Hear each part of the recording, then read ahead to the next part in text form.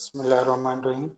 जी जो आज का लेक्चर जो है हमारा क्लाइमेट चेंज और क्लाइमेट चेंज के दो फैक्टर हैं। हमारा जो एनवायरनमेंट का क्लाइमेट जो है वो कॉन्टिन्यूसली चेंज हो रहा है। वो किस वजह से हो रहा है? क्योंकि हमारे एटमॉस्फेयर के अंदर ग्रीन हाउस गैसेज एग्जिस्ट करती हैं। वो green house gases green house effect produce करती हैं, जिसकी वजह से ग्लोबल वार्मिंग होती है। मतलब ग्लोबल का पूरी दुनिया का टेम्परेचर जो है वो इंक्रीज करता जा रहा है। इस चीज को हम कहते हैं ग्लोबल वार्मिंग। और ये ग्रीन हाउस इफेक्ट और ग्लोबल वार्मिंग की वजह से क्लाइमेट चेंज हो रहे हैं। क्लाइमेट चेंज में हमारे पास एटमॉस्फेयर का चेंज होना या एटमॉस्फेयर की कंसंट्रेशन, गैसेस की कंसंट्रेशन का चेंज होना भी आता है। इसके अंदर हमारे पास वेदर जो है पैटर्न्स जो है वो चेंज हो रहे हैं। वो भी इसी चीज में आते हैं। ये हमारे ग्लेशियर्स जो है ज्यादा मेल्ट कर रहे हैं। ये भी क्लाइमेट चेंज ही का हिस्सा है। और ओशंस के ऊपर से एवापोरेशन बहुत ज्यादा हो रही है, वो भी हमारे क्लाइमेट चेंज का हिस्सा है। तो ये डिफरेंट क्लाइमेट चेंजेस हैं। तो हमने देखना ये है कि हमारे पास जो क्लाइमेट चेंज आ रहा है इसके पीछे बेसिक रीजन क्या है और कौन से ऐसे फैक्टर्स हैं जिनकी वजह से क्लाइमेट चेंज हो रहा है। तो इस टॉपिक में हम इंशाल्लाह ये कवर करेंगे अभी आप लोगों के साथ। अगर मैं बात करूं कि सस्टेनेबल डेवलपमेंट अचीव करने के लिए हमने पढ़ा था कि हमें जो है ना इन्वायरमेंटल इश्यूज के ऊपर काबू पाना होगा।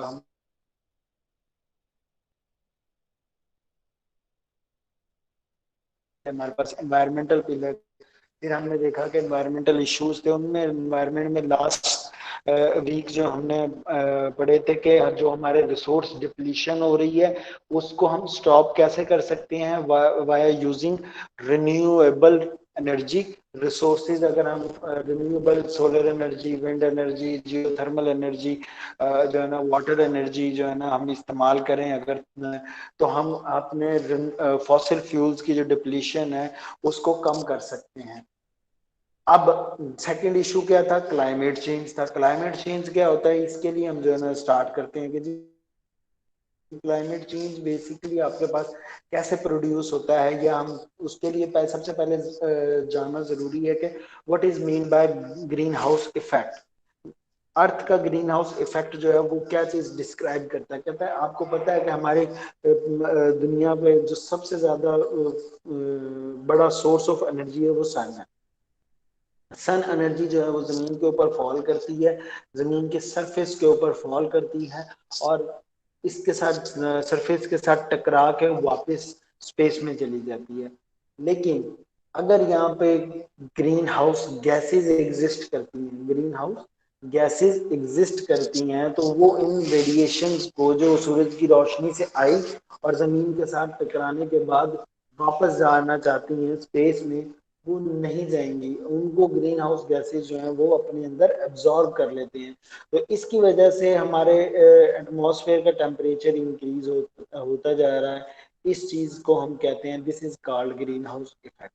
हम जो है ना इसको थोड़ा डिटेल में पढ़ते हैं कि स्टार्ट से चलते हैं कि हमारे जो सूरज की रोशनी है ना, सनलाइट जो है या सन एनर्जी जो है, ये सूरज की रेडिएशन जो है ये ना इसमें डिफरेंट रेडिएशंस होती हैं, डिफरेंट टाइप्स की रेडिएशन होती है। यूवी रेडिएशन, अल्ट्रावायलेट रेडिएशन इनको कहा जाता है, और विजिबल रेडिएशंस होती हैं, और उसके अंदर आईआर रेडिएशंस होती हैं। अच्छा, जो हमारे पास यूवी रेडिएशन के आगे दो टाइप्स हैं, एक लोअर वेवलेंथ वाली और एक हायर वेवलेंथ वाली।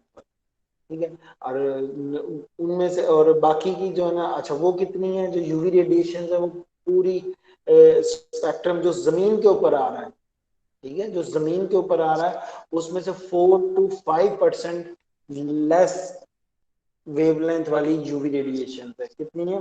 4 से 5%। और मोस्टली कौन सी रेडिएशन एग्जिस्ट करती है वहां पर? 30 से 45% तक जो रेडिएशन हमारी जमीन के ऊपर आके फॉल कर रही है वो कौन सी है? वो विजिबल लाइट है, वो हमारी विजिबल रेडिएशन है। अगर विजिबल रेडिएशन की मैं आपको एग्जांपल दूं डेली लाइफ से, तो हम जो घरों में एनर्जी सेवर और जो ये आजकल न्यू टेक्नोलॉजी आई है एलईडीज हम इस्तेमाल कर रहे हैं, ये विजिबल लाइट है, ये विजिबल लाइट है। इनकी जो है वेवलेंथ जो है वो एज कंपेयर टू यूवी जो है वो स्मॉलर होती है। कम वेवलेंथ वाली। अच्छा, अब हाई वेवलेंथ वाली जो यूवी रेडिएशन है, हमें पता है कि हमारे एनवायरनमेंट के ऊपर एक लेयर बनी हुई है, गैसेस की लेयर है, उसको हम कहते हैं ओजोन लेयर। ओजोन गैस की मॉलिक्यूल्स की एक लेयर बनी हुई है, कहते हैं ना ओजोन, जो है ना ओजोन लेयर डिफाइन करो तो हम कहते हैं the concentration of ozone molecules, या यूं कहो कि the envelope the envelope of atmosphere. Ozone layer जो है वो एक इन्वेलप है, और उस इन्वेलप के अंदर क्या है, ये हमारी जो है ना अर्थ एटमॉस्फेयर और अर्थ सरफेस, ये हमारे उस इन्वेलप के अंदर ही आ जाते हैं, यानी कि उस ओजोन लेयर के नीचे नीचे। अच्छा, अब ये ओजोन लेयर करती क्या है, ये हायर वेवलेंथ वाली रेडिएशन, और वो कौन सी रेडिएशन है, हायर वेवलेंथ यूवी रेडिएशंस को स्टॉप कर देती है, उनको स्क्रीन कर देती है, और जो लेस रेडिएशन वाली यूवी है उनको अलाउ करती है कि वो पास हो जाए। दूसरा, विजिबल लाइट्स को पास होने देती है, तो वो कहता है कि this is in large part because of the earth atmosphere is transparent to these wavelength. कौन सी दीज वेवलेंथ, ये विजिबल लाइट रीजन जो है, पोर्शन जो है, ये हमारे अर्थ के ऊपर, सरफेस के ऊपर आके गिरता है जमीन का। कहता है इन विजिबल लाइट्स को, ये हमारा एटमॉस्फेयर जो है ना, ये ट्रांसपेरेंट है, किसके लिए, to these wavelength, visible light को पास होने देता है। Earth atmosphere allow the visible radiations to pass from it, ठीक है। But we all know that with a functioning ozone layer जो फंक्शनल है, वो हायर फ्रीक्वेंसीज, यानी कि हायर वेवलेंथ की रेडिएशन, जिनको हम कहते हैं like ultraviolet radiations, are mostly screen out. ज्यादातर उसमें जो ना 40-30-40% जो हाई वेवलेंथ की रेडिएशन आ रही हैं सूरज में से, वो हाई फ्रीक्वेंसी वाली हैं, अल्ट्रावायलेट, वो स्टॉप हो जाती है, और बाकी 30 से 45% जो है वो हमारे पास विजिबल रीजन है, और कुछ हमारे पास 4 से 5% जो है वो स्मॉलर वेवलेंथ्स वाली यूवी रेडिएशन है। तो इस तरह करके जो है 100% उसमें कुछ ओजोन होती है, सॉरी ओजोन कह रहा हूँ, इंफ्रारेड रेडिएशंस का रीजन भी होता है, कुछ गैमा रेज भी होती हैं, कुछ एक्स रेज भी होती हैं, तो इस तरह कंप्लीट करके पूरा स्पेक्ट्रम जो है ना 100% बनता है। अच्छा, खैर हम बात करते हैं कि अगर हमारी ओजोन लेयर ने हाई वेवलेंथ की यूवी रेडिएशन को स्क्रीन आउट कर दिया, तो ये सिर्फ किसको पास होने देगी, विजिबल लाइट पोर्शन की रेडिएशन को पास होने देगी, या मैं कह रहा हूँ कि जो स्मॉलर यूवी रेडिएशन है वो भी पास हो जाती हैं। अच्छा, part of the sunlight is reflected back into the space. अभी इसमें जो ये हमारे पास एनर्जी, सूरज की रोशनी जो है जमीन पे गिरी है, ये जमीन से टकराने के बाद रिफ्लेक्ट बैक हो जाएगी, इस और कहाँ रिफ्लेक्ट बैक होगी, एटमॉस्फेयर से टू द स्पेस, ठीक है, स्पेस में रिफ्लेक्ट होके चली जाएगी, और वहां पे जो है ना ये हमारे एटमॉस्फेयर से निकल गई है, हमारे जो एनर्जी ये लेके आई थी, वो एनर्जी लेके वो एस्केप आउट हो गई है from atmosphere into the space. तो मतलब हमारे पास अगर ये इसी तरह रेडिएशन सूरज की पड़ती रहे और स्पेस में निकलती जाए, तो हमारे एटमॉस्फेयर का टेम्परेचर राइज ही ना हो। लेकिन ये राइज होता है, हो रहा है, क्यों हो रहा है, वो मैं अभी हम बात कर लेते हैं। कहता है कि ये जो रिफ्लेक्शन है, सनलाइट की जो रिफ्लेक्शन बैक इनटू स्पेस है, ये डिपेंड करती है हमारी अर्थ की सरफेस की टाइप किस तरह की। कुछ आपको पता है कि डेजर्ट्स की जो है वो सरफेस एक अलग किस्म की है, उसकी जो मिट्टी है, या उसकी जो कहीं पे सॉइल है, कहीं पे मिट्टी है डेजर्ट में, ठीक है, कहीं पे क्ले है, डिफरेंट टाइप की सरफेसेस हैं। हर डिफरेंट टाइप की सरफेसेस की रिफ्लेक्शन की कैपेसिटी भी डिफरेंट है। अब जैसे पथरीले पत्थर वाली सरफेस है, रॉक्स हैं जिस तरह, उनकी रिफ्लेक्शन अलग है, और जो हमारे पास मिट्टी है, जिस तरह हम खेत की मिट्टी की बात करते हैं, इसकी रिफ्लेक्शन और है। अगर मैं क्ले की बात करूं, ये सॉइल, एक सॉइल है, एक मिट्टी जो है एक सॉइल किस्म टाइप है, एक क्ले टाइप है, और एक सैंड है, ठीक है। और अगर मैं वाटर सरफेस की बात करूं, अर्थ सरफेस का हिस्सा ही है ना वाटर भी, अर्थ पे एग्जिस्ट करता है, ठीक है। तो हर किसी की अपनी रिफ्लेक्टिविटी है, तो ये डिपेंड करती है कि कितनी लाइट को जो है ना हमारी अर्थ सरफेस जो है वो रिफ्लेक्ट बैक कर रही है। अच्छा, सर होता क्या है कि जब, जी जी, सर ये अदौन ने सबसे पहले डिप्लीट ये कर्नाटका वाली साइड पे हुई थी ना, मतलब ये अदौन में जब पता लगा ये वहाँ पे सुराख हुआ है, तो ये सबसे पहले कर्नाटका वाली साइड पे हुआ था ना। मुझे समझ नहीं आई आपकी बात। मैंने कहा जैसे ये हमें जब पता लगा कि अदौन लेयर डिप्लीट हो रही है, मतलब ये अदौन लेयर में ये एक सुराख सा हो गया, अब ये समझ लें जिससे वो रेडिएशन निकल रही है, तो ये हाँ सबसे पहले अंटार्कटिका वाली साइड पे हुआ था ना। अंटार्कटिका वाली साइड पे हुआ था हाँ, ना ये वो चीज। 1980s में जो, तो जी सर बिल्कुल, सर अंटार्कटिका वहाँ वाली साइड पे वहाँ जो पे हुआ क्या था। कैसा होता है, वहाँ पे तो कोई कोई काम ही नहीं होता, वो तो मतलब बर्फीला इलाका वो वहाँ मैं पे। अभी इससे नेक्स्ट वीक में हमारे पास वही टॉपिक है, ओजोन डिप्लीशन। ओके ठीक है, तो वहां पे डिटेल इंशाल्लाह डिस्कस करेंगे। अभी जो है ना ओके ओके ये ग्रीन हाउस इफेक्ट को समझ लो और उसका जो है ना क्लाइमेट के ऊपर ओके चेंज है वो समझ लो। ओके। वो इंशाल्लाह फिर जो है ना नेक्स्ट स्लाइड में करेंगे। जी, अब बात कर रहे थे कि हमारे पास अब सूरज की रोशनी जो है, जैसे हमने शुरू में, that falls on on the earth surface, कहता है कि हमारे पास जमीन के ऊपर जो है ना सनलाइट जो है वो आके गिर गई, तो हमारी अर्थ की जो सरफेस है वो इसकी एनर्जी को अब्सॉर्ब कर लेती है, उन रेडिएशंस को अब्सॉर्ब कर लेती है। कुछ को वो रिफ्लेक्ट कर देती है जितनी उसकी रिफ्लेक्टिविटी है, ठीक है। अगर मैं कहता हूं, अभी हम पढ़ेंगे कि कितनी रेडिएशंस को वो अब्सॉर्ब करती है और कितनी को रिफ्लेक्ट करती है। अभी हम इससे अगली स्लाइड, नहीं ये वाली स्लाइड है, यहाँ पढ़ेंगे इंशाल्लाह। तो अभी समझो कि कहता है कि part of the sunlight is absorb by the अर्थ, उसने एब्जॉर्ब कर ली और अपना टेम्परेचर इंक्रीज कर दिया। आपकी जो अर्थ सरफेस है उसका टेम्परेचर इंक्रीज हो गया। अब मैं एग्जांपल दे देता हूँ, जैसे कि आपके पास पानी आप रखो, ठीक है, और वो रेडिएशन उसके ऊपर पड़ती रहेंगी, तो वो वाटर जो है, वाटर की भी हीट कैपेसिटी है, ये भी रेडिएशन को अब्सॉर्ब करने की सलाहियत रखता है। सॉइल भी रखती है, क्ले भी रखती है, मिट्टी भी रखती है। अगर आपको याद हो, आप लोगों ने फिजिक्स में, मैट्रिक की फिजिक्स की बुक में पढ़ा था कि जो है ना वाटर की थर्मल एनर्जी जो है वो हीट कैपेसिटी 42 मेगाजोल पर ग्राम है। इसी तरह हमने सॉइल की पढ़ी थी, उसकी 2100 मेगाजोल पर ग्राम है। देखो अब जो वाटर है उसकी ज्यादा है, तो उसको रिलीज करने में भी वो एनर्जी ज्यादा टाइम लगेगा। सॉइल की जो है ना हीट कैपेसिटी कम है, वो फौरी, इसलिए कहते हैं ना रेतीले इलाके जल्दी ठंडे हो जाते हैं, क्यों? क्योंकि उनकी जो है ना एनर्जी की कैपेसिटी एब्जॉर्ब करने की कम होती है, और वो उतनी जल्दी ही उसको रिलीज भी कर देते हैं। अच्छा खैर, ये फिर और तरफ निकल जाएंगे। अभी फिलहाल ये इसी यहाँ पे रोक कहता है कि हमारे पास जो सूरज की अर्थ ने, अर्थ सरफेस ने सनलाइट को एब्जॉर्ब किया, उसने उस विजिबल लाइट रेडिएशंस को कन्वर्ट कर दिया। एनर्जी का सोर्स जो है वो एक फॉर्म से दूसरी फॉर्म में कन्वर्ट हो जाएगा। यहाँ पे जैसे ही उसने एब्जॉर्ब की, उसने अपना मिट्टी का टेम्परेचर इंक्रीज कर दिया, उसको हीट कर दिया, यानी कि हमारे पास विजिबल लाइट रेडिएशन जो है, या विजिबल लाइट जो है वो कन्वर्ट हो गई into thermal energy. Thermal energy क्या होती है? हीट एनर्जी, वो एनर्जी जिससे टेम्परेचर राइज हो, ठीक है, किसी भी सरफेस का, या सिंपल कह सकते हो कि हीटिंग, जो हीटिंग का कॉज बने।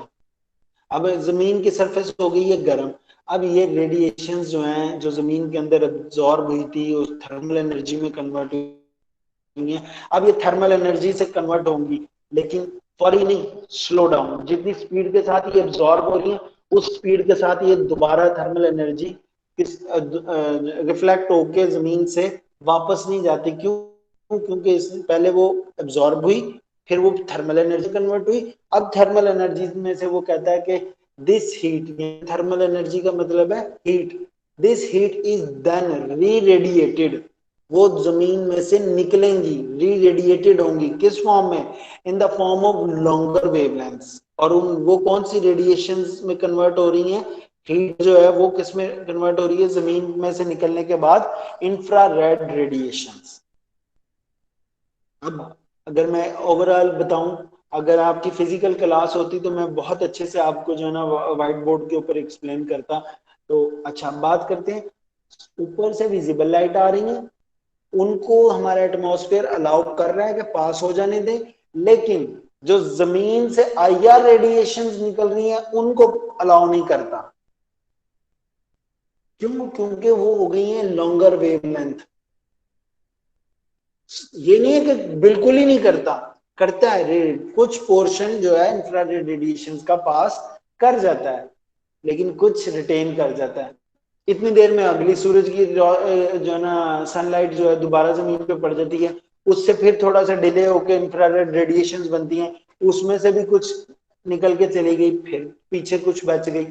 तो ये कॉन्टिन्यूसली प्रोसेस होता जा रहा है। इट मीन्स के कॉन्टिन्यूसली हमारा एटमॉस्फेयर के अंदर इंफ्रारेड रेडिएशंस एब्जॉर्ब होती जा रही हैं, और ये रेडिएशंस टेम्परेचर रखती हैं, हीट रखती हैं अपनी, इसीलिए हमारा टेम्परेचर जो है वो कॉन्टिन्यूसली इंक्रीज करता जाता है। वो कहता है कि किस तरह से आईआर रेडिएशन जो एब्जॉर्ब होगी, कहता है वाइल द डोमिनेंट गैसेस, हमें पता है कि हमारा मोस्टली एटमॉस्फेयर जो है ना 99% दो गैसेस पे एग्जिस्ट करता है। वो कौन सी है? नाइट्रोजन और ऑक्सीजन।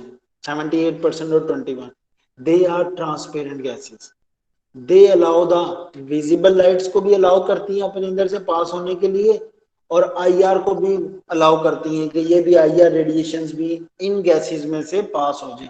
अगर आपका एटमॉस्फेयर इस टाइप का है कि आपके पास 99% जो है वो नाइट्रोजन और ऑक्सीजन है, और बाकी की गैसेस कौन सी, कहता है कि so called green house gases. कौन सी ग्रीन हाउस गैसेस हैं? Water vapours, water vapours, carbon dioxide and methane gas. और भी हैं दो, नॉक्सीज हैं, एन NOx, ठीक है, N2O कह लो या NO2 कह लो, नाइट्रिक ऑक्साइड या नाइट्रोजन डाइऑक्साइड, ये दोनों ऑक्साइड्स हैं इसलिए इनको नॉक्सीज कहते हैं। ये भी इंफ्रारेड रेडिएशंस को एब्जॉर्ब करते हैं। These green house gases absorb some of the infrared radiation. Infrared radiation का कुछ हिस्सा जो है ये एब्जॉर्ब कर लेती हैं और कुछ को पास होने देती हैं। लेकिन नाइट्रोजन और ऑक्सीजन है ये कंप्लीटली ट्रांसपेरेंट है, किसके लिए? टू द इंफ्रारेड, यानी कि ये बिल्कुल भी जो है आपकी आईआर रेडिएशंस को एब्जॉर्ब नहीं करती। उसके नतीजे में क्या होगा? कहता है कि ये जो ग्रीन हाउस गैसेज हैं, they collect this heat energy, ये आईआर रेडिएशंस की एनर्जी को कलेक्ट करती है और उसको एटमॉस्फेयर के अंदर कुछ देर होल्ड करती हैं, और देन उसको जो है ना रिलीज कर देती हैं। लेकिन वो कहता है डिलेइंग, होल्ड करने की वजह से इनका पैसेज बैक जो है आउट ऑफ द एटमॉस्फेयर क्या हो गया? डिले। इतनी देर में दूसरी रेडिएशन आ गई। तो इसी तरह ये कॉन्टिन्यूसली डिले होने की वजह से हमारा जो है ना डेली का टेम्परेचर चेंज होता जा रहा है, और वो एनुअली टेम्परेचर कितना चेंज हो रहा है, ठीक है, ये भी मैं बताऊंगा अभी आपको जी। तो दिस फिनोमिना, अच्छा इस यहाँ पे आगे लिखना है कि भाई due to the when they when greenhouse gases collect this heat energy and hold it in the atmosphere, delaying its passage back out of the atmosphere, it causes of the increase the temperature of atmosphere. This is called greenhouse effect of the earth, ठीक है।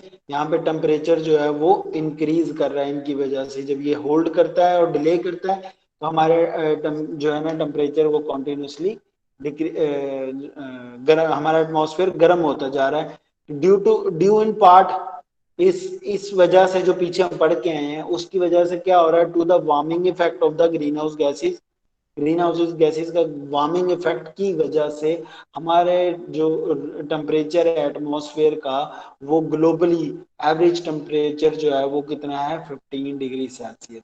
अगर हमारे पास ये green house gases, देखो ये दो तरह के हैं, ये क्वेश्चन आपको यूं आ सकता है कि how the green house, how the natural and human human यूं कह लो, हाँ ह्यूमन अफेक्टेड, ह्यूमन अफेक्टेड, ए वाला affected green house effect works, how natural and human affected green house effect works, किस तरह से काम करता है वो आपने, ये दो डायग्राम्स हैं और इन्हीं को आपने एक्सप्लेन कर देना है, जो है ना मैं अभी आपको समझा देता हूँ कि किस तरह से एक्सप्लेन करना है।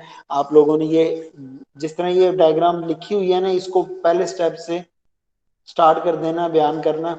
इसी चीज को ये जो है ना डायग्राम के, हर डायग्राम के 3 से 4 पॉइंट्स होंगे, इसके भी 3 से 4 पॉइंट्स होंगे, और डायग्राम के नंबर होंगे आधे आधे नंबर इसकी डिस्क्रिप्शन के हो सकते हैं। ठीक हो गया जी। अभी बात करते हैं कि कहता है कि अगर नेचुरल ग्रीन हाउस इफेक्ट हो, नेचुरल ग्रीन हाउस इफेक्ट वो होता है जिसमें जो टेम्परेचर, जितनी रेडिएशन आ रही हैं वो रेडिएशन, मोस्टली रेडिएशन जो है वो आपकी स्केप हो जाए और टेम्परेचर इंक्रीज ना हो, टेम्परेचर इंक्रीज ना हो, ऐसे सिस्टम को हम कहते हैं कि ये नेचुरल ग्रीन हाउस इफेक्ट है।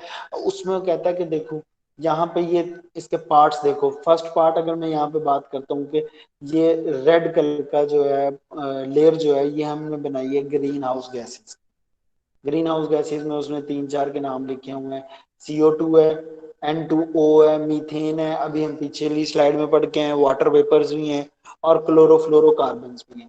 ये जितनी थिन, यहाँ पे थिन लेयर है, यहाँ पे रेड जोन जो है वो ज्यादा है, इसलिए यहाँ पे ये ग्रीन हाउस गैसेस की कंसंट्रेशन यहाँ पे लिख लेना बेशक, साथ जब डायग्राम बनाओगे ना तो यहाँ पे जैसे मोर लिखा हुआ यहाँ पे लेस लिख देना, less concentration of green house gases. Natural में ग्रीन हाउसेस गैसेस की कंसंट्रेशन क्या होती है, लेस कंसंट्रेशन, और इसके अंदर मोर कंसंट्रेशन। ओके, अब ये दोनों आपस में एक दूसरे से फर्क किस तरह है और किस तरह से वर्कआउट करते हैं, पहले हम इस चीज को समझते हैं देन इसको समझेंगे। कहता है कि when the solar radiations are, अब हमने इसी तरह लिखना है, अभी इस चीज को समझो, when the solar radiations are fall on to the earth surface, earth surface absorb these radiations and convert into as thermal energy।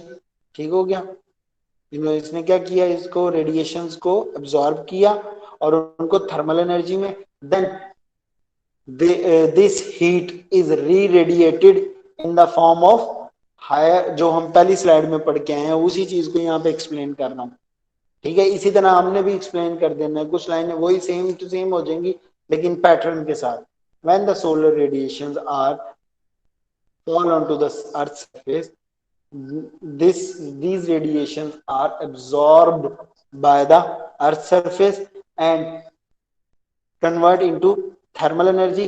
This heat is re-radiated in the form of higher wavelengths, जिनको जिनको हम कहते हैं infrared radiations, उनमें convert कर देती हैं, and this re-radiated heat is escape out into the space, but more heat is escape out from the atmosphere into the space।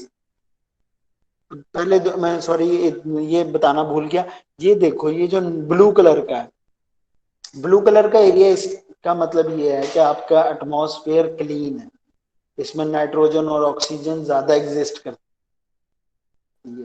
ठीक है, नाइट्रोजन और ऑक्सीजन प्योर फॉर्म में एग्जिस्ट करती हैं, इसमें ये ग्रीन हाउस गैसेस की मिक्सिंग नहीं हुई हुई। यहाँ पे ये रेड हाई है और यहाँ पे रेड जोन जो है वो लाइट जोन है, मतलब ये कंसंट्रेशन ज्यादा होने की वजह से ये हमारा जो एटमॉस्फेयर का पार्ट था जहाँ पे हमने सांस लेना है, ठीक है, ये हमारे जो है ना जमीन के सरफेस से लेके 5 से 10 किलोमीटर का सफर जो हाइट है, जहाँ पे हमारे पास ऑक्सीजन और नाइट्रोजन एग्जिस्ट करती हैं, ये ग्रीन हाउस गैसेस उसके अंदर मिक्स हो गई हैं। अब इसका इफेक्ट क्या हुआ, इसका इफेक्ट हुआ यहाँ पे देखो, कंसंट्रेशन ऑफ सोलर रेडिएशन, अगर मैं कहता हूँ कि इसकी थिकनेस देखो, एरो की थिकनेस देखो कि सोलर रेडिएशन 100% जमीन के ऊपर आके गिरी। ठीक है, इसमें से अगर मैं कहता हूँ 100 रेडिएशन है तो इस रेडिएशन में से कोई 15-20 रेडिएशन जो है वो हमारी जमीन यूटिलाइज कर लेगी। वो कैसे करती है यूटिलाइज, फोटोसिंथेसिस प्रोसेस नहीं हो रहा, डेफिनेटली हो रहा है। कितनी प्लांटेशन है हमारी जमीन पे, कितनी रेडिएशन जो है वो वहां पे कॉन्टिन्यूसली यूटिलाइज हो रही है, वेपोरेशन हो रही है, पानी एनर्जी एब्जॉर्ब कर लेता है और वाटर वेपर्स कन्वर्ट हो जाते हैं इनटू गैसियस एटम, वाटर जो है वाटर वेपर्स में कन्वर्ट हो जाता है। तो ये रेडिएशन इस्तेमाल होगी उसमें से। वो देखो कहता है अगर इसकी थिकनेस इतनी है तो यहाँ से वापस कितनी जा रही है, री रेडिएटेड हीट जो है वो जितनी जमीन के ऊपर गिर रही थी उससे थोड़ा कम री रेडिएट हो रही है, लेकिन इसमें से भी पास कितनी होंगी, इससे भी कम पास होंगी, लेकिन इन री रेडिएटेड में से मोस्टली पार्ट जो है वो क्या हो जाएगा, मोर हीट, मोर री radiated heat is escaped out into the space, कहां से, फ्रॉम द एटमॉस्फेयर। ये लिखना है, मोर heat is escaped out from the atmosphere into the space and less re-emitted heat is absorbed, less re-emitted heat is absorbed into the atmosphere। इसमें से कुछ radiation जो है, ये जो ग्रीन हाउस गैसेस का रेड जोन है, ये इनको एब्जॉर्ब कर लेगा, वापस कहेगा कि चलो जी री इमिट, वापस एटमॉस्फेयर के अंदर री इमिट कर देगा। ये यहां से टकरा के इन गैसेस की वजह से, क्यों, क्योंकि हम पढ़ के आए हैं पीछे, ये गैसेस क्या करती हैं, आईआर रेडिएशंस को, some part of the IR radiations को एब्जॉर्ब कर लेती हैं और उसको वो किस वापस भेज देती हैं एटमॉस्फेयर में।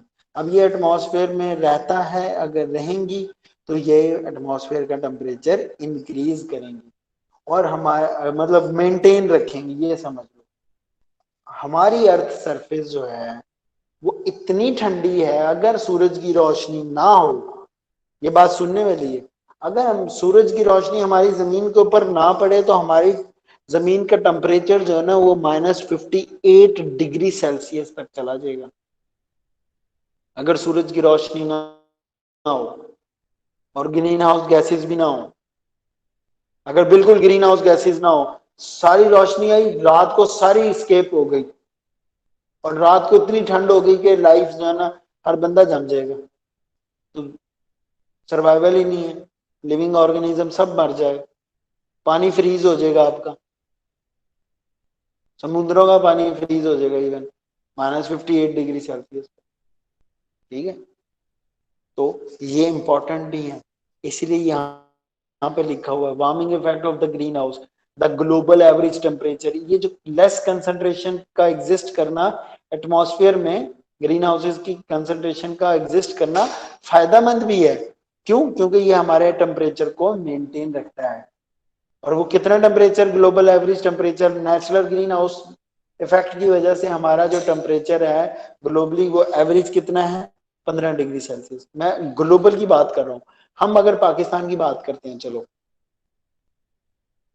अगर हमारे पास यहाँ पे बहुत अच्छी जो है ना प्लांटेशन है, जितने हम कार्बन डाइऑक्साइड और ये नॉक्सीज और मीथेन प्रोड्यूस कर रहे हैं, हम इसको मैक्सिमम को हम इसको ना प्यूरिफाई भी कर रहे हैं, तो लेस कंसंट्रेशन एग्जिस्ट करती है। तो पाकिस्तान का एवरेज टेम्परेचर कितना होगा, गर्मियों में कितना होता है, 50 डिग्री तक चला जाता है। ठीक है, फिर 3-4 महीने 50 रहता है, 3-4 महीने 40 रहता है, 2-3 महीने जो है वो 20 और 30 की रेंज में रहता है, 2-3 महीने वो 20 और 10 की रेंज में रहता है, एक आधा महीना जो है वो 10 से नीचे रहता है। तो एवरेज टेम्परेचर अगर निकालो तो हमारा तकरीबन कोई 25 डिग्री से निकलेगा पाकिस्तान का। ठीक है, अफ्रीका और जो है आपका अरब, वहां के टेम्परेचर ज्यादा है, वहां का एवरेज टेम्परेचर, और रशिया की बात कर लें तो वहां पे टेम्परेचर कम है। तो ग्लोबली जो है ना साइंटिस्ट ने डिफरेंट कंट्रीज के एनुअली टेम्परेचर की वैल्यूज लेके उनकी एवरेज निकाल के बताया कि हमारे पास global average temperature due to the presence of green house gases कितना होगा, 15 डिग्री सेल्सियस। अगर ग्रीन हाउस गैसेस ना हो तो हमारे ग्लोबल एवरेज टेम्परेचर जो है वो -18 डिग्री सेल्सियस तक चला जाएगा। विदाउट ग्रीन हाउस गैसेस कितना हो जाएगा, -18, वुड बी मच कोल्डर, और जो बहुत ठंडा है, लाइफ एग्जिस्ट करने के लिए -18 पे हर चीज जम जाएगी। ठीक है। इवन के आपके जो फॉसिल फ्यूल जो डीजल है वो भी जम जाता है, फ्रीज हो जाता है इतने पर। हालांकि इसका अच्छा खासा -15-14 जो है ना फ्रीजिंग पॉइंट होता है डीजल का, वो भी, ब्लड भी, पानी भी, हर चीज जो है ना फ्रीज हो जाएगी। तो क्या ऐसे एटमॉस्फेयर में जब जहां पे ग्रीन हाउस गैसेस बिल्कुल ही ना हो, तो क्या हम लाइफ सर्वाइवल के लिए अपॉर्चुनिटी प्रोवाइड करेगी? नहीं करेगी। तो इसलिए हमारे पास ये नेचुरल ग्रीन हाउस में लेस कंसंट्रेशन का होना जरूरी है। और अगर ये ग्रीन हाउस गैसेस भी ना हो और सूरज की रोशनी भी ना आए तो हमारा टेम्परेचर कितना होगा जमीन का? -58 डिग्री सेल्सियस। ठीक है, सूरज की रोशनी ना आए तो जमीन जो है वो रहने के काबिल ही ना होती। अच्छा, अब आ जाते हैं human enhanced green house. Human activities की वजह से green house effect. Green house effect का मतलब है जो टेम्परेचर जो है, यही बताया ना इसने यहाँ पे कि ग्रीन हाउस का वार्मिंग इफेक्ट जो है वो टेम्परेचर इंक्रीज करता है, टेम्परेचर मेंटेन रख रहा है यहाँ पे। लेकिन अगर कंसंट्रेशन ग्रीन हाउस गैसेस ज्यादा हो गई तो वार्मिंग इफेक्ट भी ज्यादा हो गया। वार्मिंग इफेक्ट ज्यादा हो गया तो एवरेज टेम्परेचर भी ज्यादा हो जाएगा। तो कहता है कि हाँ जी, अब करते हैं क्या, सूरज की रोशनी जमीन के ऊपर आके गिरी, आईआर रेडिएशन में री रेडिएटेड हीट की सूरत में बाहर निकली, लेकिन वो कहता है ये जो कंसंट्रेशन है, ये जो रेड जोन है, in most of the these radiations को, ये यहाँ पे देखो, यहाँ पे एरो की थिकनेस बाहर जा रही है, यहाँ में इसमें एरो की थिकनेस अंदर ही एब्जॉर्ब हो रही है। क्यों? क्योंकि ये कंसंट्रेशन ऑफ गैसेस ज्यादा है, ये ज्यादा आईआर रेडिएशंस को एब्जॉर्ब कर लेंगी और उसको अंदर अपने अंदर ही उन आईआर रेडिएशंस की हीट को ट्रैप कर लें। जब हीट ट्रैप हो गई तो temperature, more heat is trapped, more re emitted heat is absorb, it caused the increase the temperature, more increase in the temperature, ज्यादा हाई जो है ना टेम्परेचर इंक्रीज करेगा। और इसका मतलब है अगर ये ज्यादा रेडिएशंस को अब्सॉर्ब करनी है तो बाहर कितनी जा रही है? Less heat escape into the space. तो जी पहला क्या है, when the solar radiations are fall onto the earth's surface, it absorbs energy and re-radiated this heat in the form of IR radiation. Less concentration of carbon dioxide, greenhouse gases is absorb these radiations. जो less concentration है वो less re-emitted heat को absorb करेंगे and allow the more heat escape out from the earth surface। और यहाँ पे more concentration of greenhouse effect क्या करेंगी? मोर हीट को एब्जॉर्ब करेंगी and more heat is trapped. यहाँ पर less heat is trapped into the atmosphere, more heat is the trapped into the atmosphere, less heat is escape out into the space. यहाँ पे तो दोनों में clearly आपके पास एक एक पॉइंट, पहले इन दोनों का ये लिखना है कि रेडिएशन आई सूरज की रोशनी की वजह से जो है वो कन्वर्ट हो गई, सॉरी जमीन के साथ टकरा के आईआर रेडिएशन में कन्वर्ट हो गई और यहाँ पे भी होगी। अब हाई कंसंट्रेशन का क्या इफेक्ट है, सॉरी इधर हाई और लो का क्या, एक पॉइंट डिफरेंस ये हो जाएगा, मोर हीट स्केप हो रही है, यहाँ पे लेस हीट स्केप हो रही है, यहाँ पे लेस रीमिटेड हीट एब्जॉर्ब हो रही है, यहाँ पे मोर रीमिटेड हीट एब्जॉर्ब हो रही है। यहाँ पे हीट जो है वो ट्रैप कम होगी, यहाँ पे हीट ज़्यादा ट्रैप होगी, यहाँ पे टेम्परेचर जो है वो कम राइज करेगा, यहाँ पे टेम्परेचर ज़्यादा राइज करेगा। तो ये ज़्यादा राइज करेगा तो जो ग्रीन हाउस इफेक्ट भी इनहेंस हो गया, बढ़ गया। तो ये आपके पास जो था नेचुरल और human affected green house effect workout किस तरह से करते हैं ये आप लोगों ने देख लिया। अब हम बात करते हैं जो एनर्जी हमारे पास सूरज की रोशनी से आ रही है ना, उसके ऊपर हम डिस्कस कर लेते हैं जी। जस्ट फॉर एग्जांपल कि हमारे पास ग्लोबल हीट फ्लोज जो है, सूरज की रोशनी से 340 वॉट्स पर मीटर स्क्वायर की एनर्जी आ रही है। ठीक है, कहता है earth energy budget including the green house effect. अब ये ग्रीन हाउस इफेक्ट का होना, ग्रीन हाउस इफेक्ट का होने का मतलब क्या है? ग्रीन हाउस गैसेस का एग्जिस्ट करना एटमॉस्फेयर में, इनका क्या इफेक्ट होता है कि हमें जो ग्लोबल एनर्जी आ रही है,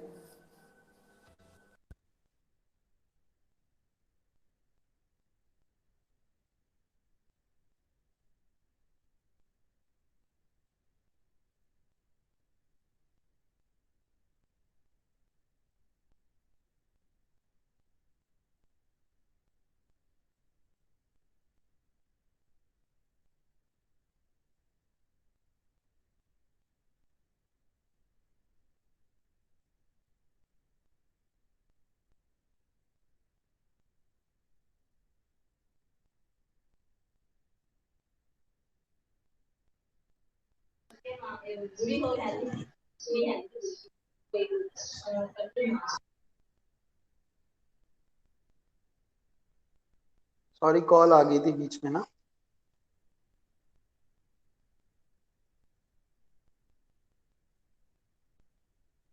hello. Yes sir. Okay sorry यार, बीच में ना कॉल आ गई थी सर की। तो सर कोई जी, कोई इनकमिंग सोलर एनर्जी जो हमारे पास जो विजिबल रेडिएशन जमीन के ऊपर आ रही हैं, वो अपने साथ कितनी एनर्जी लेके आ रही हैं? 342 वॉट्स पर मीटर स्क्वायर। ये सारे एमसीक्यूज के क्वेश्चन है, जो आपके क्विज होना है ना, उसमें आप लोगों ने इसी तरह से मैंने आपसे पूछना है कि इनकमिंग सोलर रेडिएशन की एनर्जी कितनी है, बताओ जी। ऑप्शन दे देनी है, तो इस चीज के पॉइंट ऑफ व्यू से आपने तैयारी करनी है क्विज के लिए, ठीक है। तो जी वो कहता है 342 वॉट पर मीटर स्क्वायर की एनर्जी हमारे पास जमीन के ऊपर आके गिरी है। ये सिर्फ पर मीटर स्क्वायर है। आपका मीटर स्क्वायर जो है ना, आप 1 मीटर के लिए आप 3.28 फीट, बल्कि 3.39 फीट एक साइड कर लो, और उसकी चौड़ाई भी उतनी कर लो और लंबाई भी उतनी, जो है ना हाइट भी उतनी कर लो। तो आप यूं समझ लो कि जितना आपका बैग, नहीं बैग नहीं, बैग से थोड़ा ज्यादा ही कर लो, तो कितना, 3.5 फुट, 3.5 फुट कर लो दोनों साइडों से, चौड़ाई में भी और ऊंचाई में भी या लंबाई में। इतने से एरिया में कितनी सूरज की रोशनी अगर आगे पड़ती है तो कितनी एनर्जी लेके आ रही है? 340 वॉट पर मीटर स्क्वायर। अगर अब बात कर लेते हैं हम, ये आपके जो सूर्य बल्ब होते हैं, जो 50 वॉट का, 24 वॉट का, कितनी, वो तो कितने कम है इसकी निस्बत, ठीक है। तो कितनी रेडिएशन आ रही है, इट मीन्स कि कितनी हीट आ रही है। 342 वॉट पर मीटर स्क्वायर की हीट, वो कहता है सूरज की रोशनी के थ्रू जो है ना हमारी जमीन के ऊपर आ रही है, पर मीटर स्क्वायर के लिए हमने ये एक्सप्लेन कर रहा हूँ। उसमें से कहता है कि जब ये रेडिएशन पास होके आती हैं, तो अगर आपके एटमॉस्फेयर के अंदर ग्रीन हाउस गैसेज एग्जिस्ट करती हैं, या मैं कहता हूं कि डस्ट पार्टिकल्स एग्जिस्ट करते हैं, बिल्कुल होती है, स्मोक जब होती है, ठीक है। अब होता क्या है कि जब 342 वॉट पर मीटर स्क्वायर की एनर्जी आएंगी, उसमें से 77 वॉट पर मीटर स्क्वायर की एनर्जी हम, ये एटमॉस्फेयर है, ये जो व्हाइट कलर का बनाया हुआ है, बादल, बादल भी समझ लो इसको, और यहाँ पे गैसेस भी एग्जिस्ट करती हैं, यहाँ पे डस्ट पार्टिकल भी एग्जिस्ट करते हैं एटमॉस्फेयर में, पूरे एटमॉस्फेयर में। ये हमारी इस 342 में से 77 को ऊपर से ही, जमीन में आने से पहले ही क्या कर देते हैं? Reflect by clouds and atmosphere. Atmosphere में ग्रीन हाउस गैसेज भी आएंगी, और दूसरा आपके पास डस्ट पार्टिकल्स भी आ जाएंगे, और क्लाउड्स तो क्लाउड्स भी आ जाएंगे। 77 वॉट पर मीटर स्क्वायर यहां से रिफ्लेक्ट होके चली गई।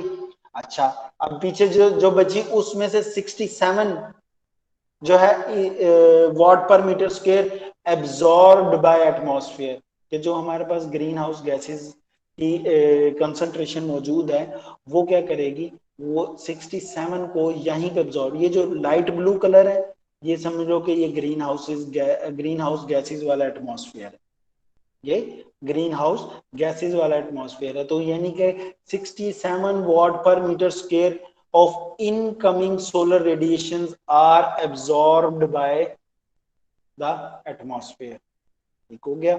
पीछे जो बची, वो कहता है कि उसमें से 30 वॉट पर मीटर स्क्वायर की जमीन के साथ टकरा के फौरी वापस चली जाएंगी, ठीक है, जमीन के साथ टकराई और रिफ्लेक्ट बैक हो गई। हमने पहली स्लाइड में यही पढ़ा था कि अर्थ सरफेस की रिफ्लेक्टिविटी है। अब सारी की सारी रेडिएशंस को जमीन जो है वो एब्जॉर्ब नहीं कर रही, कुछ को रिफ्लेक्ट कर रही है और कुछ को एब्जॉर्ब कर रही है, मोस्टली को एब्जॉर्ब कर रही है। ये देख लो 168 वॉट पर मीटर स्क्वायर जो है उसको अर्थ सरफेस क्या करिए, एब्जॉर्ब बाय अर्थ सरफेस। अब ये आप जो है ना, अगर मैं कहूँगा global heat flow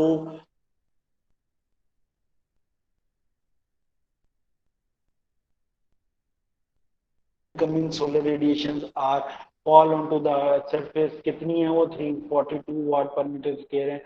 from incoming solar radiation 77 watt per metre square energy या heat is reflected by clouds and atmosphere into the space, space में वापस भेजने, जिनमें से कहते हैं and 67% of the incoming solar radiations are absorbed by the atmosphere and और उसके बाद the 168 watt per metre square solar radiations are absorbed by the earth surface and 30 watt per meter square of solar radiations are reflected by the earth surface।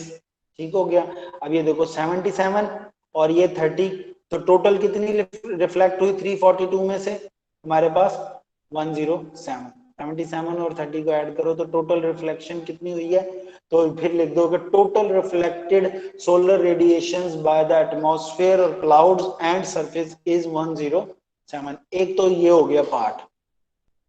अब ये तो था जो visible light जमीन के ऊपर आके गिरी और उसमें जो जो रिफ्लेक्शन हो रही है। अब बात करते हैं जो एब्जॉर्ब हो गई और जो कन्वर्ट हो गई थर्मल एनर्जी में। अब वो किस तरह से जो है ना एस्केप आउट होगी। कहता है कि 168 वॉट पर मीटर में से 24% जो है 24 वॉट पर मीटर स्क्वायर जो है वो थर्मल एनर्जी में कन्वर्ट हो जाएगी।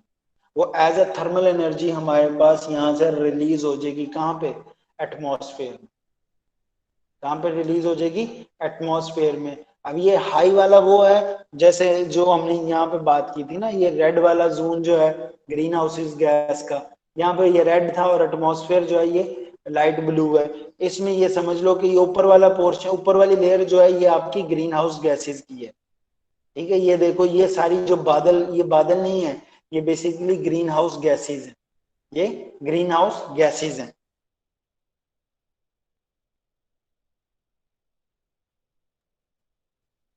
कहता है कि इसमें से 24 वाट पर मीटर स्क्वायर जो है ना हमारी अर्थ सरफेस जो है वो इस हीट को रिलीज कर देती है into atmosphere as a thermal energy.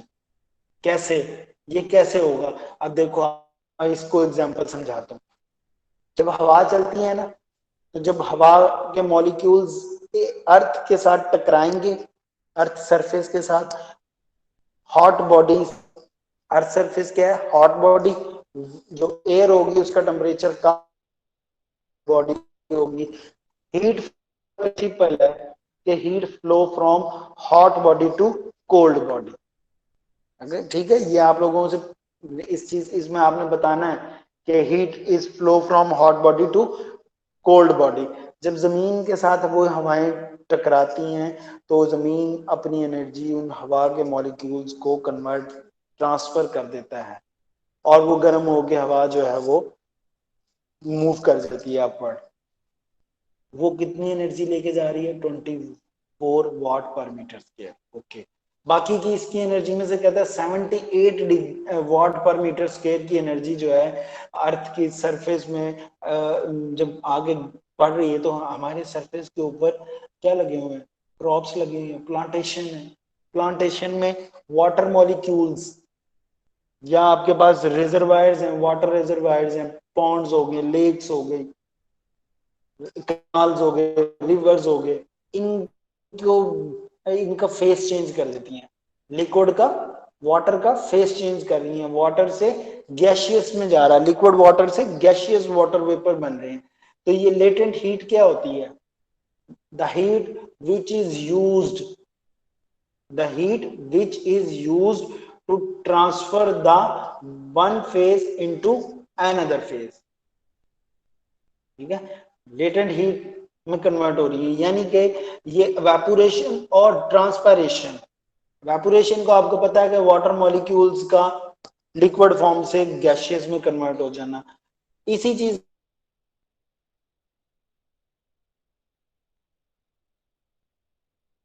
Porous होते हैं। जैसे हमारी अब इंसान की स्किन जो है वो पोरस है ना, इसमें पोर्स हैं, पसीना निकलता है इनमें से। जब ज्यादा हीट हमारी बॉडी के ऊपर आके गिरती है, फॉल होती है गर्मियों में, तो हमारी बॉडी के अंदर से वाटर वेपर्स बाहर निकलते हैं, ये ट्रांसपायरेशन है। इसी तरह प्लांट्स के ऊपर से भी ट्रांसपायरेशन होती है।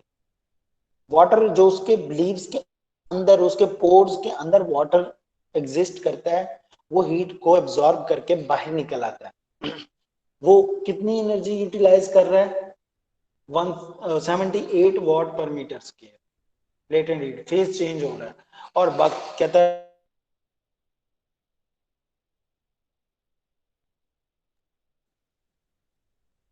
कॉन्टिन्यूस, जिसमें से कहता है 350 वॉट पर मीटर स्क्वायर की जो एनर्जी है वो डायरेक्टली पास कर जाती है हमारे क्लीन, ये क्लीन एटमॉस्फेयर है, नाइट्रोजन और ऑक्सीजन में से भी पास कर जाती है। लेकिन आईआर रेडिएशन समझ लो इनको, सरफेस रेडिएशन का मतलब है, मैं इस कहां किसकी बात कर रहा हूं? आईआर रेडिएशन की।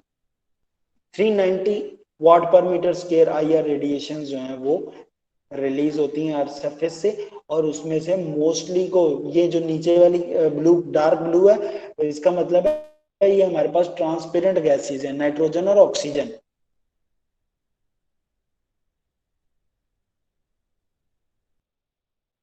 ये आ गया ग्रीन हाउस लेयर, आ गई ग्रीन हाउस गैसेज की लेयर आ गई, ये इसको पास नहीं होने दी।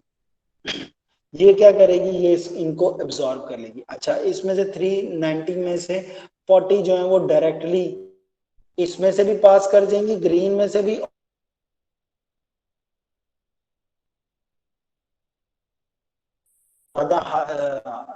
हीट जो है ना हाई वेवलेंथ होगी इनकी, वो हाई वेवलेंथ वो इन गैसेस को क्रॉस कर जाएगी, पास कर जाएगी, क्योंकि उसकी जो है ना वेवलेंथ बहुत हाई है, वो पावर रखती हैं कि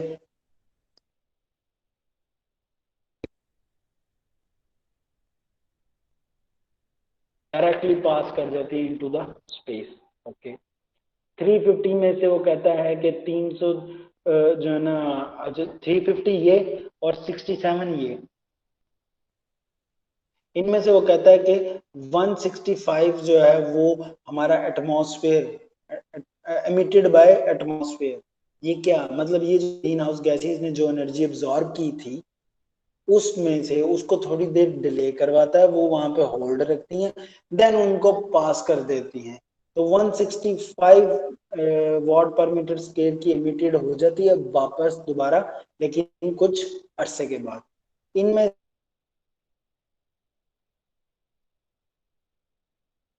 जो है ना विदाउट एनी डिले एब्जॉर्ब हुई, थोड़ी देर के बाद पास होके निकल गई, ठीक है। यहाँ पर डिले थोड़ा ज्यादा होगा आके, बाकी की रेडिएशन जो बचेंगी, कहता 324 वॉट पर मीटर स्क्वायर की जो रेडिएशन है वो री इमिटेड बैक हो जाएंगी, वो वापस जो है ना ग्रीन हाउस गैसेस की वजह से नीचे रिफ्लेक्ट बैक कर दी जाएंगी, और यहाँ पे अर्थ सरफेस जो है उनको दोबारा से एब्जॉर्ब कर लेगी, absorb by the earth surface. तो यहाँ पे देखो ये कहता है कि 165, 30 और ये 40, इनको मिला के कहता है 235 आउट गोइंग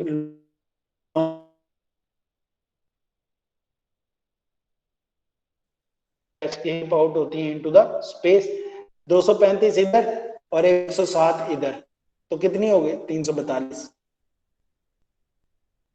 ठीक है। जितनी आ रही हैं उतनी ही जा रही हैं, लेकिन थोड़ा जो है टेम्परेचर मेंटेन रखती हैं। अगर ये गैसेस ज्यादा होंगी, कंसंट्रेशन बहुत ज्यादा हो जाएगी इसकी, इस कंसंट्रेशन की जगह ये मैं पूरा जो लाइट ब्लू एरिया यहाँ पे सारी सारी जो है ये ग्रीन हाउस गैसेस की कंसंट्रेशन एग्जिस्ट करती है, तो ये जो आउटगोइंग रेडिएशन होंगी कम होंगी। जितनी ये कम हो जाएंगी इट मीन्स कि हमारे पास जो नेचुरल बैलेंस क्रिएट हुआ हुआ है ग्लोबल हीट का वो डिस्टर्ब हो जाएगा। जितनी आ रही है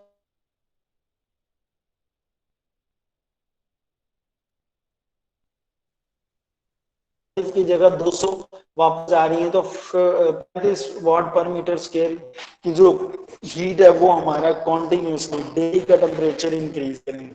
और एनुअली टेम्परेचर कितना हो जाएगा? अब मैं आपको एग्जांपल देता हूँ। एनुअली टेम्परेचर अभी तक हम पढ़ते आए हैं कि एनुअली टेम्परेचर जो है ना 0.05 डिग्री सेल्सियस चेंज हो रहा है हर साल। 0.05 2 साल के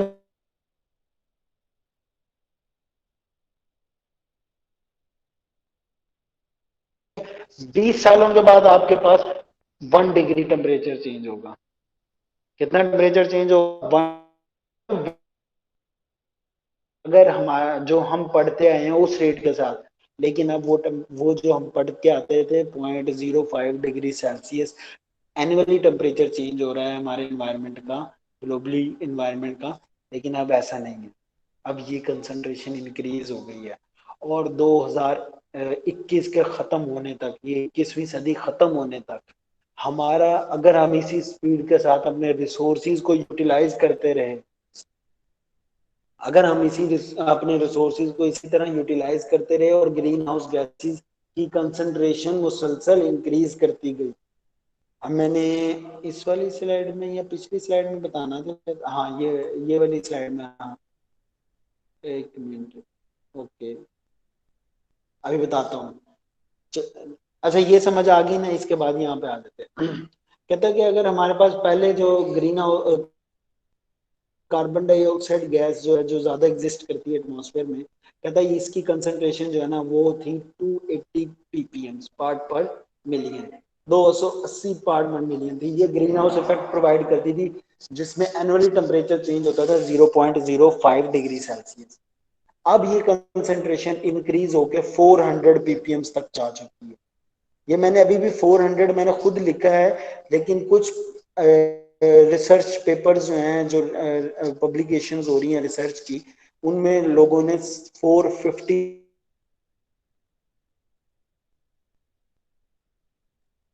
ठीक है, वो कहता है कि 35% जो है ना इंक्रीज हो गई है कंसंट्रेशन ऑफ CO2, जिसकी वजह से एनुअली टेम्परेचर चेंज हो रहा है। अब मैं एक रिपोर्ट पढ़ रहा था, उसमें उन्होंने कहा है कि 2021वीं सदी खत्म होते तक हमारा एनुअल टेम्परेचर जो चेंज होगा वो कितना हो जाएगा, अगर हम इसी स्पीड के साथ अपने रिसोर्सेज को यूटिलाइज करेंगे, तो annually 2 degree Celsius temperature change होगा। तो 20 सालों में कितना टेम्परेचर चेंज हो गया, जो कि पहले कंसंट्रेशन के अकॉर्डिंग 20 सालों में 1 डिग्री चेंज हो रहा था, अब 20 सालों में 40 डिग्री टेम्परेचर चेंज हो जाएगा 2021 के एंड तक। तो क्लाइमेट चेंज के ऊपर कितना बड़ा इफेक्ट है ग्रीन हाउस गैसेस का। 50 पे सरवाइव करना मुश्किल हो रहा है, तो 50 से वो 90 पे चला जाएगा तो बंदे ही मर जाएंगे यार, बंदे ही झुलस के मर जाएंगे। क्या क्रॉप्स 90 डिग्री के ऊपर क्रॉप्स जो है वो एग्जिस्ट करेंगे? वाटर वेपोरेट हो जाएगा आपका, ओपन चैनल वाला जो वाटर है, सारे आपके ग्लेशियर्स पिघल जाएंगे, सारे क्लाइमेट चेंज हो जाएगा। तो कितना बड़ा इफेक्ट है हमारे पास ग्रीन हाउस गैसेस का या ग्रीन हाउस इफेक्ट का ऑन द क्लाइमेट चेंज। ठीक हो गया। और ये कहाँ से आ रही है, क्लाइमेट चेंज क्यों हो रहा है? Due to the human activities. Carbon cycle change हो रहा है ग्लोबली। कार्बन साइकिल क्यों चेंज हो रहा है? क्योंकि हम क्या करते हैं, बर्निंग ऑफ फॉसिल फ्यूल्स करते जा रहे हैं, हम डिफोरेस्टेशन करते जा रहे हैं, हम अपने लैंड्स को यूज करने के लिए उन लैंड्स के ऊपर जो पौधे लगे हुए हैं या जड़ी बूटियां लगी हुई हैं उनको हम बर्न करके उसको रेजिडेंशियल एरियाज में कन्वर्ट कर रहे हैं। These are the cause of carbon change in carbon cycle. जितना कार्बन साइकिल चेंज हो रहा है, कार्बन साइकिल चेंज हुआ है तो 280 ppm से 400 ppm के ऊपर कंसंट्रेशन पहुंच गई है ना। वैसे ये 450 है, ये 2 साल पहले 400 थी, 450 कंसंट्रेशन। लोग जो है ना कह रहे हैं कि 450 कंसंट्रेशन हो गई है CO2। कहता है कि हमारे कार्बन साइकिल जो है, इसको समझना भी बहुत जरूरी है कि हमारे पूरी अर्थ सरफेस के ऊपर जो है ना कितना जो है ना कार्बन साइकिल है। कार्बन साइकिल का मतलब है अमाउंट ऑफ कार्बन जो है हमारी अर्थ के ऊपर कितनी एग्जिस्ट करती है।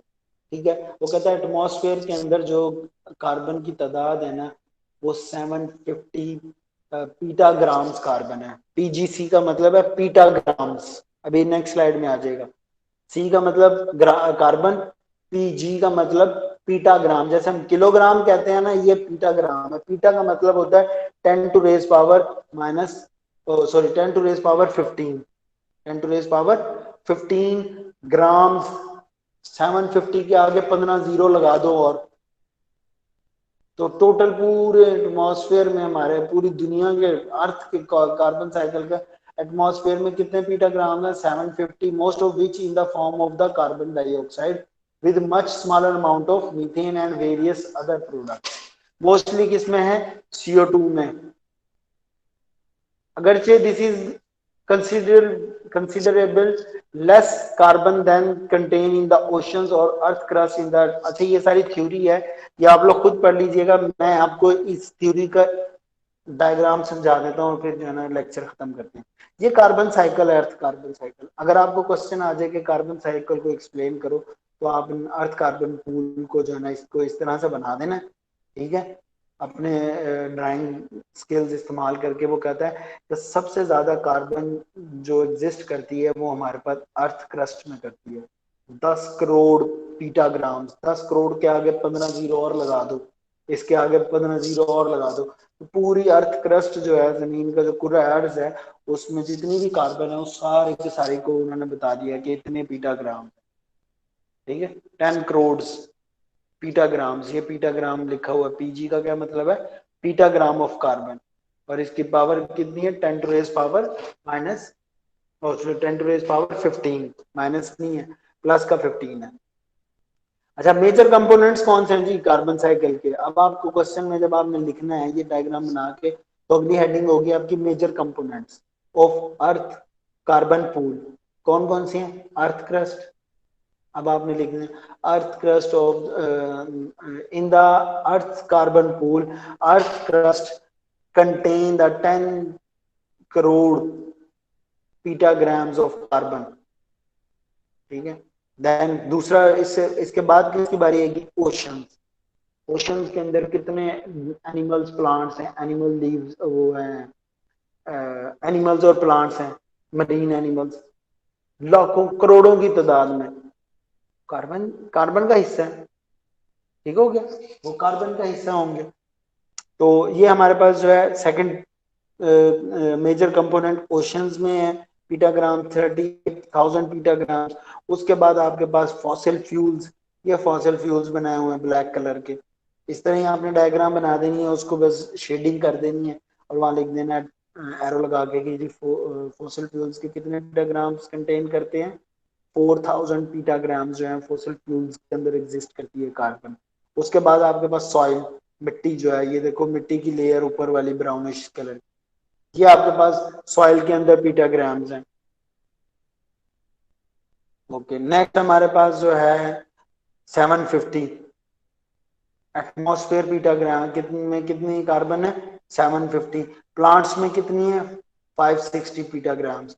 ये आपके जो ब्लू एरियाज हैं वो कहता है कि ये जो आपके पास मेजर कंपोनेंट्स, मेजर पार्ट है हमारी कार्बन साइकिल, ज्यादातर इनमें एग्जिस्ट करती है। और उसके अलावा कहाँ एग्जिस्ट करती है?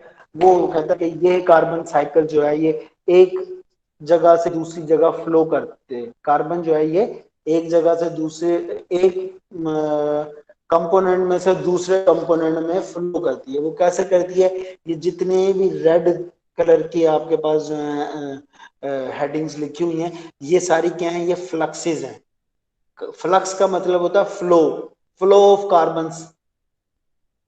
फॉसिल फ्यूल्स बर्न कर रहे हैं ट्रांसपोर्टेशन में भी और इंडस्ट्री में भी। तो यहाँ पे ये कितने जो ना कंट्रीब्यूट कर रहे हैं? ये फॉसिल फ्यूल्स बर्न होके कितनी एटमॉस्फेयर में कितना कार्बन को चेंज कर रहे हैं? 6 पीटाग्राम्स। 6 पीटाग्राम्स जो है वो फॉसिल फ्यूल्स इंडस्ट्री में या ट्रांसपोर्टेशन में यूज होके बर्निंग ऑफ फॉसिल फ्यूल की वजह से एटमॉस्फेयर में कन्वर्ट हो रहे हैं। ओके, ये सॉइल रेस्पिरेशन होती है। सॉइल के अंदर से भी आपके पास जो है वो कार्बन जो है वो एक्सचेंज हो रहा है इनटू एटमॉस्फेयर, कन्वर्ट हो रहा है इनटू एटमॉस्फेयर, चाहे वो केमिकल रिएक्शन हो रहा है, कोई डिकम्पोजिशन हो रही है, जैसे आप कहते हो ना हम किचन वेस्ट फेंक देते हैं, वो डिकम्पोज हो जाता है, वो ऑटोमेटिकली खुद ही डिकम्पोज हो जाता है। ठीक है, तो आपके पास सॉइल के अंदर हमने फेंका, वहां डिकम्पोज हुआ, वहां कार्बन डाइऑक्साइड प्रोड्यूस होगी। तो कहता है कि सॉइल रेस्पिरेशन में हमारे पास कार्बन जो है वो कितनी कन्वर्ट हो रही है इनटू एटमॉस्फेयर, ऊपर जो जा रही है, ऊपर एरो का एटमॉस्फेयर में जा रहे हैं। ठीक है,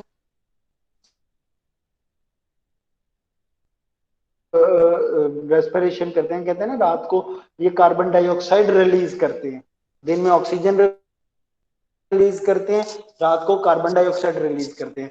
तो उसके नतीजे में कितने पीटाग्राम कन्वर्ट हो रहे हैं प्लांट्स में से, 60 पीटाग्राम जो है वो एटमॉस्फेयर में जा रहे हैं। और एटमॉस्फेयर में से वापस प्लांटेशन में कितने आ रहे हैं फोटोसिंथेसिस प्रोसेस के थ्रू, 120 पीटाग्राम्स।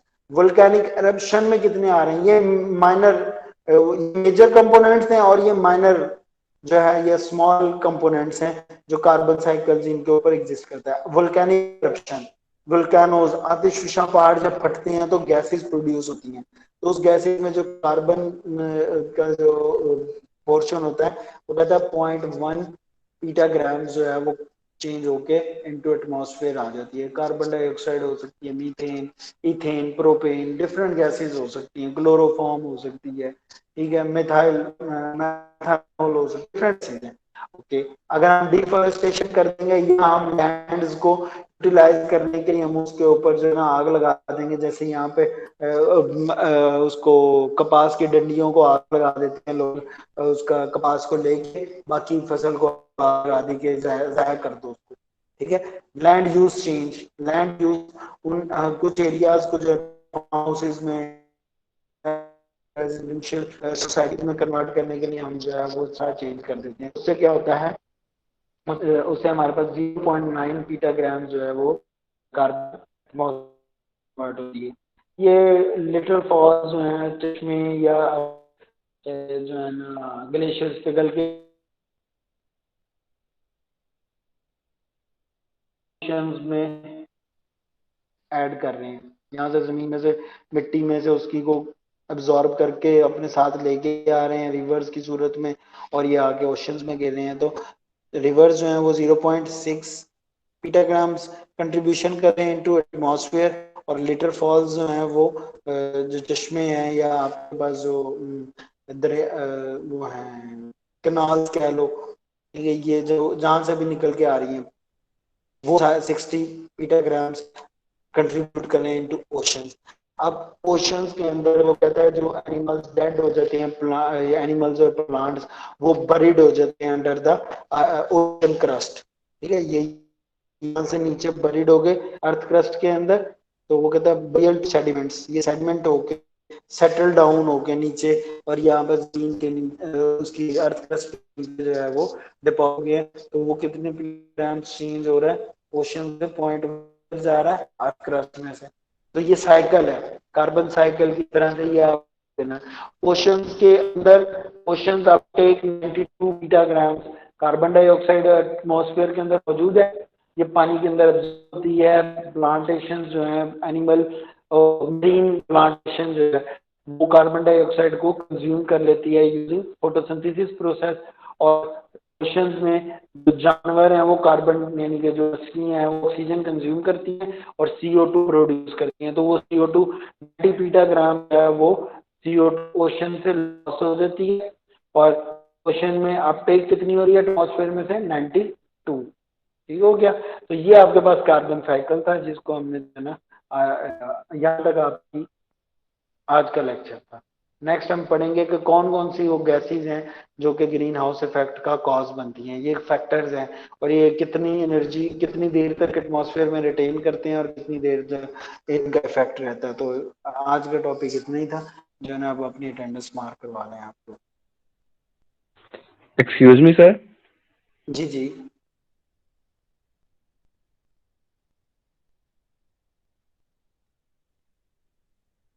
जी पूछे मुझसे। आवाज नहीं आ रही। आ रही, मुझे आ रही है। बोले दोबारा। अभी नहीं आ रही।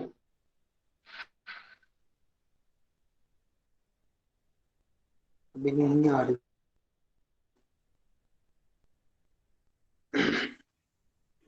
सर नहीं आ रही आवाज। सर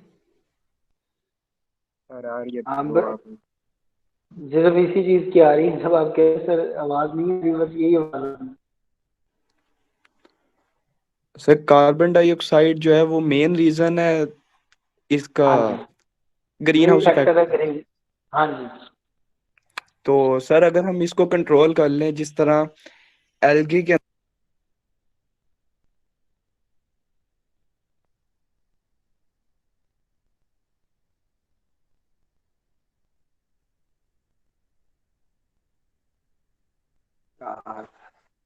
आवाज नहीं आ रही बच्चे आप।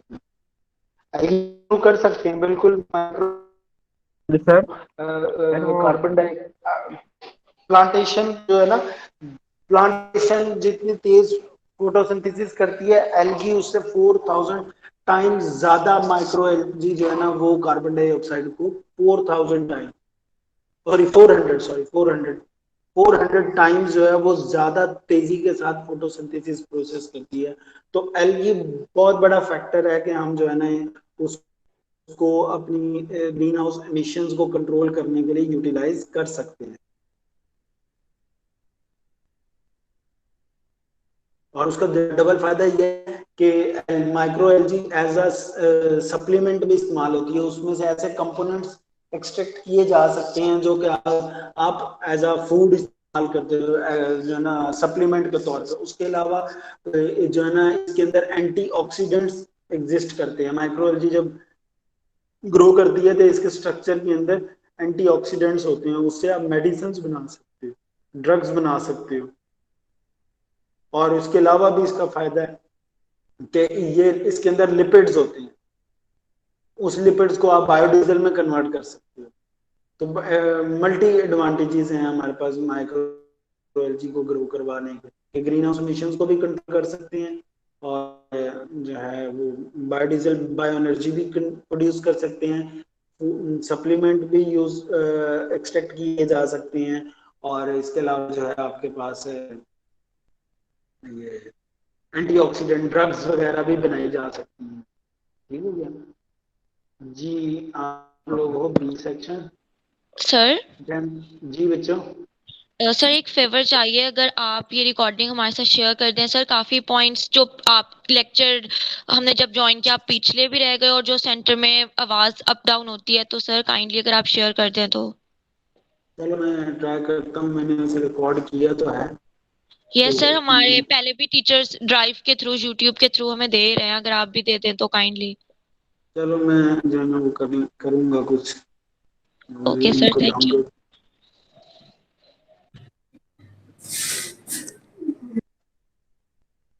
सर जी रोल नंबर 1, मतलब रोल प्रेजेंट। नंबर 70। एक मिनट, आज क्या है 14।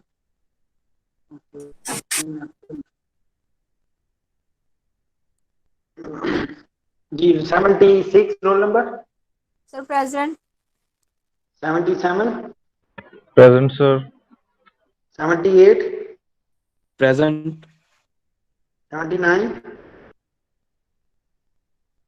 80। 81। 82। 83।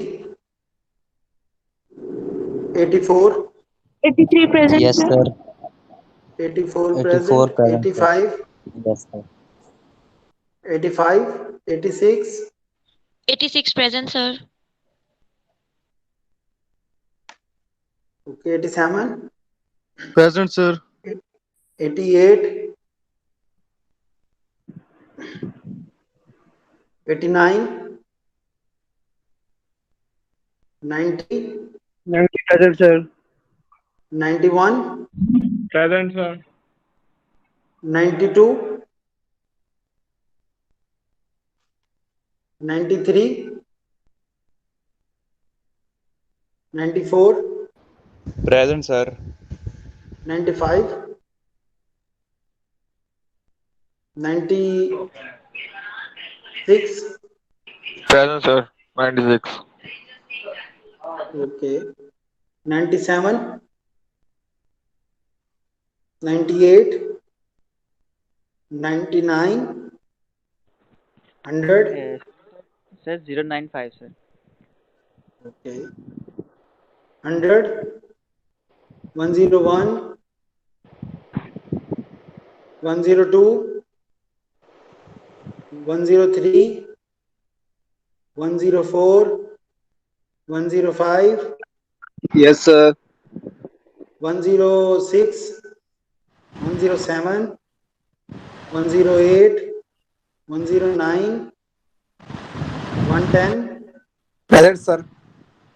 111, 112, 113, 114, Yes, sir. 115, 114 present, okay, 115, 116, Present, sir. 117, Present, sir. 118, okay, 119, Present, sir. 120, 119. okay, जी 121, 120, 121, 122, Present, sir. hello, 122. okay, 122 present, Sir, 112. 21, अच्छा 123. present, okay, 123 भी present, okay, 124, 125, 126, 127, 127 present, present, okay, sir. 127 Sir, भी present, 128, 129, present. जी जी ठीक है, Sir, 126 हो गई 112. बच्चे Present, sir. बेटे 112 की लगा दी है, सर मेरी 129, रह गई 102 सर हैं या गए? अच्छा हाँ ठीक है, 102 भी हो गई है, 128, 129, 130, 131, 132, 130 14 भी है, 133, 134, 135, Present, sir. 136, Present, sir. 135 present, 735 present है. जी 136 भी 137, present है, sir. जी जी लगी है, 128, Sir, 115 present है. ओके बच्चे लगा देता हूँ, 130, 139,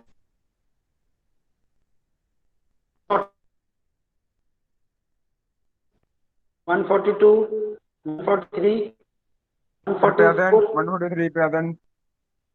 okay, 143, 144, 145, 146, Present, sir. 146. 140, okay, 147, 148, 147, 149, 147. 150, 146 147 present present. है, 147 भी present है, जी बच्चे Sir, सर 47 भी. 146 होगी. ठीक है, लगा के इसका नेट इशू हो गया. 146 लग गई है, 7 की भी ठीक है. लगी है, Sir, 149, 149. 148 present. Sir 149, 095. Sir 095. 150, 302, 0, sir 095. Sir, 093. Sir, 115. 93, Yes, sir. 95 तो गई है, सर 93, 95 की हो गई. Yes, sir. 93. ओके हो गई है, चलो Sir, 149. हो गई है Sir, बच्चे, 115. 115, sir. हो गई है यार, 115 में इतनी फल लगवाया मैंने, अगली क्लास में नहीं है। खाना खाने का हो गया सर 1 लड्डा होया काम भी कर जाता 121 हो गई है सर 113 भी सर। हो गई है सर 147 हो गई है। 113 सर 1 हो गई है sir 113। Thank you sir. 147 sir. क्या हो गई है चलो ठीक है थैंक यू अल्लाह हाफिज